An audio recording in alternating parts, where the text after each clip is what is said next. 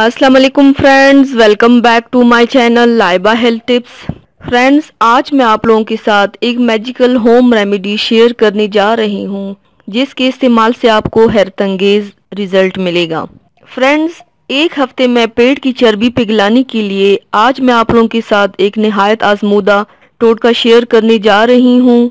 आज मैं आपको बहुत ही ज़बरदस्त ड्रिंक बनाने के बारे में बताऊंगी जिससे सिर्फ एक हफ्ते में ही आपकी पेट की चर्बी काफ़ी हद तक कम हो जाएगी। तो चलिए शुरू करते हैं, पर इसके पहले प्लीज़ मेरे चैनल को सब्सक्राइब कर लीजिए और बेल आइकन को दबाइए एवरी लेटेस्ट ब्यूटी अपडेट को सबसे पहले पाने के लिए। ड्रिंक बनाने के लिए आपको सिर्फ 3 चीज़ों की ज़रूरत है।